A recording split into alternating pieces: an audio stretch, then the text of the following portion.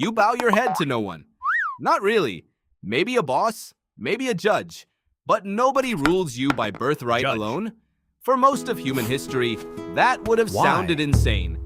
Kings were not just leaders, they were living gods, untouchable, obeyed without question. So how did a species built for equality end up kneeling to one man? For almost all of human history, there were no kings. Anthropologist Christopher Boehm spent decades studying hunter-gatherer bands, and he found something surprising. These groups actively prevented anyone from rising too high. If a hunter got too proud, too bossy, too controlling, the group mocked him, or shunned him, or, in extreme cases, killed him.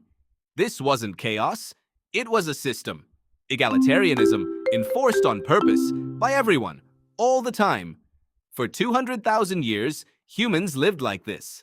So what changed? Farming changed everything. Around 12,000 years ago, people in the Fertile Crescent started planting wheat and barley instead of chasing it. Food could now be stored.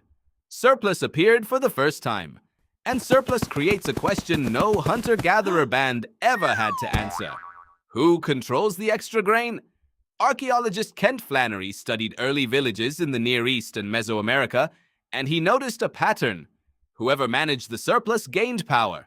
Slowly, quietly, through favors, feasts, and debts. A generous farmer became a respected elder. A respected elder became a chief. A chief with enough followers became something new entirely. Here's where it gets stranger. Political scientist Robert Carneiro proposed a theory that still shapes how historians understand this shift. He called it circumscription. When farmland is boxed in by mountains, deserts, or rival groups, people can't just walk away from a bad leader anymore. In open land, if a chief got greedy, you left. In circumscribed land, there was nowhere to go, so you obeyed instead. Carneiro argued this pressure, not greed alone, is what forged the first real states. And once obedience became normal, rulers needed a reason for it that didn't sound like force. Psychologist Ara Norenzayan researched something he called big gods. The idea that as societies grew too large for everyone to know or watch each other, people needed a higher power who was always watching. A god who saw everything made strangers trust each other. And a king who claimed to speak for that god suddenly wasn't just powerful, he was sacred. Think about that for a second. A farmer with a good harvest becomes a chief. A chief facing no escape becomes a ruler. A ruler backed by an all-seeing god becomes untouchable. Divine kingship wasn't an accident, it was the final upgrade. Egypt shows this perfectly. Pharaohs weren't just leaders of Egypt, they were Egypt. Their bodies were considered the bridge between gods and humans.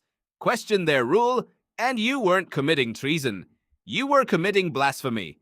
That single idea kept a system running for 3,000 years. But here's the twist almost nobody talks about. Kings didn't emerge because humans wanted hierarchy. They emerged because ancient minds, wired for 200,000 years of small group equality, were suddenly thrown into massive societies of strangers. Nobody could personally vouch for everyone anymore. So people built a shortcut. One person, or one god through that person, to trust, instead of thousands. Kingship was never really about ego. It was a coping mechanism for scale. And that mechanism didn't disappear, it just changed shape. You don't call your boss a king, you don't call a president a pharaoh. But the same ancient wiring is still running underneath. Somebody in charge. Someone to trust so you don't have to verify everyone yourself. Someone to blame when the harvest or the economy fails. So the next time you follow a rule you never voted on, or trust an institution you've never met the people behind, remember what you're really doing. You're not being naive. You're running software built 12,000 years ago in a wheat field, when a farmer's surplus first became someone else's power. You still bow your head. You just don't call it that anymore.